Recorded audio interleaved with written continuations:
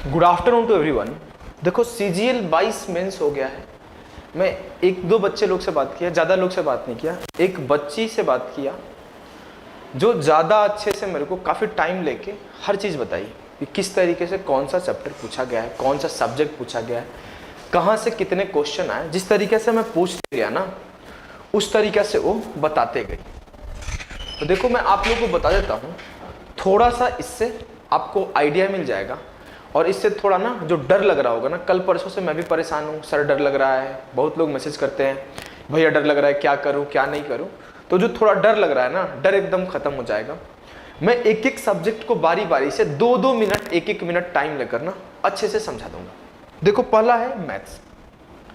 अगर मैं बोलूँ कि मैथ्स का सेक्शन कैसा पूछा गया है, तो मेरे से बच्ची बताई इजी टू मॉडरेट। क्योंकि अगर मैं पूछा फिर कि स्टैटिक से कितने क्वेश्चन है, तो 2 सवाल, एक मीन और एक मॉड निकालने से। प्रोबेबिलिटी से कितने सवाल, तो 1 सवाल। मैं पूछा ट्रिगो से कितने सवाल, तो एक आधे सवाल ही बताई। हाइट एंड डिस्टेंस से 1 सवाल। एलजेब्रा से इतना इजी सवाल, x + 1/x समथिंग दिया हुआ है, तो x² + 1/x² पूछा गया है। एक आपका मिक्सचर से बताइए कि वो निकाला पानी दूध निकाल के पानी डाल दिया जाता है ना 3 बार, उस टाइप के सवाल। और मैं बोलूँ तो इनकम एक्सपेंडिचर से, परसेंटेज से सवाल। इस तरीके से बहुत सारी बातें बताई। तो मैं सारी चीज़ें मैं नोट डाउन कर लिया दिमाग में ही, जितना याद आता है मैं धीरे धीरे बताते जाता हूँ, आपको परेशान नहीं होना है।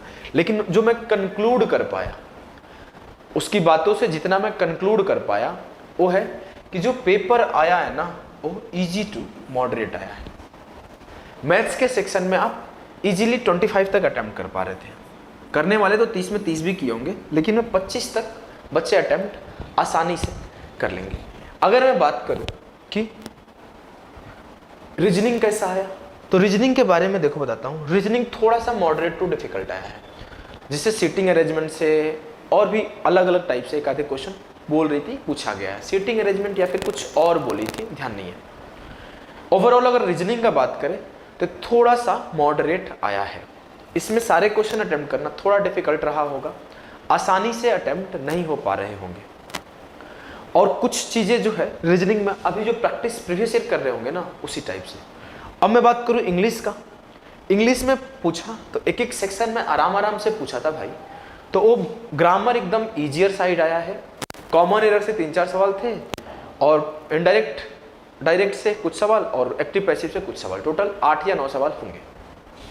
वोकैब्स एकदम इजी है, OWS इजी है, आपका इडियम फ्रेज इजी है, आपका सिनोएंटो इजी है। मतलब सिर्फ प्रीवियस ईयर पूछे गए, ये दोनों ओवरऑल इजी पूछे गए। जो RC है ना, इसी को थोड़ा मॉडरेट टू डिफिकल्ट पूछा गया है। मॉडरेट टू डिफिकल्ट पैसेज से, टोटल 2 पैसेज से 5-5 क्वेश्चन के, मतलब 10 सवाल यहां से थे। ये मॉडरेट था। क्लोज टेस्ट भी मॉडरेट ही था। एक क्लोज टेस्ट था 5 क्वेश्चन का, 5 या 6 क्वेश्चन थे पैराजंबल के, ये थोड़े डिफिकल्ट साइड थे। मतलब इसको आप बोल सकते हो डिफिकल्ट में।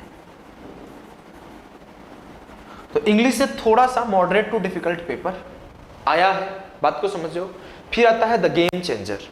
द गेम चेंजर क्या होता है, जीके अगर आपका अच्छा चला गया, जीके में अगर आपका अच्छा स्कोर आ गया, तो आप रैंकर हो जाते हो। वहीं अगर जीके मतलब ऐसा है ना, एक एग्जाम्पल, हम जब पढ़ाई करते थे, कुछ बच्चे अपन साथ में पढ़ाई करते थे, तो हम लोग सिर्फ एक ही एग्जाम्पल, ग्रुप था तो उस ग्रुप में देते थे कि जीके ऐसा गेम चेंजर है ना, कि जो अभी टीए बनने वाला था उसको इनकम टैक्स इंस्पेक्टर बना देगा, और जो इनकम टैक्स इंस्पेक्टर बनने वाला था उसको टीए बना देगा। इस तरीके का जीके को गेम चेंजर माना जाता है। तो जीके डिफिकल्ट ही आया है। जीके जो अभी करंट में चल रहे थे ना, कि 1 सही 2 सही, 1 और 2 सही, 1 और 2 और 3 सही, ऐसे टाइप के सवाल पूछे गए हैं। आपको स्टैटिक जीके से सवाल काफी पूछे गए हैं कि ये कोई बिल्डिंग है या फिर कोई कुछ कब एस्टैब्लिश हुआ है, इस टाइप के सवाल पूछे गए हैं। फिर मैच द फॉलोइंग करके क्वेश्चन पूछे गए हैं। तो सोच सकते हो कितना डेटा आपको रिमेंबर होना चाहिए, तो आपका अच्छा जाएगा जीके। तो जीके थोड़ा डिफिकल्ट साइड है। तो इस पे मेरा एक सजेशन है, यहाँ पे तुक्का मत लगाना, बिल्कुल गेस मत खेलना। जो आता है ना उसी को सॉल्व करना भाई, समझ गए हो ना। अगर उसको ही सॉल्व कर लोगे तो आप भीड़ से बहुत आगे निकल जाओगे। अगर आपके 10 सवाल ही बनते हैं, 12 सवाल ही बनते हैं, तो उतना ही सॉल्व करके आओ, बहुत अच्छा होगा। इंग्लिश में आप वैसे तो इजी आ रहा है, फिर भी मैं कहूँगा तुक्का मत लगाना, जितना आता है उसी को सही बनाओ। मतलब अगर मैं 2 चीज़ पे बात करूँ, इसके पहले कंप्यूटर से बात करने से पहले दो चीज़ बात करूं कि मैथ और रीजनिंग में आपको क्या ध्यान देना है। तो इसमें आपको ध्यान देना है स्पीड प्लस टाइम मैनेजमेंट, क्योंकि यहां तुक्का तुक्की नहीं चलता, यहां एक्यूरेट आंसर आएगा, नहीं तो नहीं आएगा। और जो अगर मैं बोलूं कि इंग्लिश और जीके में क्या ध्यान देना है, तो आपको ध्यान देना है एक्यूरेसी, क्योंकि यहां आपको टाइम का इशू नहीं होता है, टाइम आपके पास काफी होता है, आप सही तरीके से सवालों को सही नहीं बना पाते। आज जब मैं जीके का बात करता हूं, सॉरी कंप्यूटर का बात करता हूं, कंप्यूटर इजी टू क्वालिफाई बोल सकते हो, मतलब जो थोड़ा सा भी पढ़ लिया होगा ना 3-4 दिन पहले भी, वो भी आपके 6-7-8 सवाल बना देगा, पास हो जाएगा। पास ही होना है, ऐसा नहीं कि इसमें आपको पूरे के पूरे मार्क्स लाने हैं, ऐसा तो है नहीं। तो ये आपका क्वालिफाई कर सकते हो, इजीली क्वालिफाई हो जाओगे अगर आप अच्छे से कर लोगे तो ये आपके पूरा ओवरऑल रिव्यू है। एक सैंपल पेपर मैं आज फिर से लेकर आ रहा हूँ, तो आगे आप लोग समझदार हैं, शाम को सैंपल पेपर एक बार देख लेना और आपको आने वाले समय में बहुत अच्छा होगा, पेपर भी बहुत अच्छा होगा। जितना आप मेहनत किए होंगे, जितना आप डिजर्व करते होंगे ना भाई, उतना आपको मिलेगा।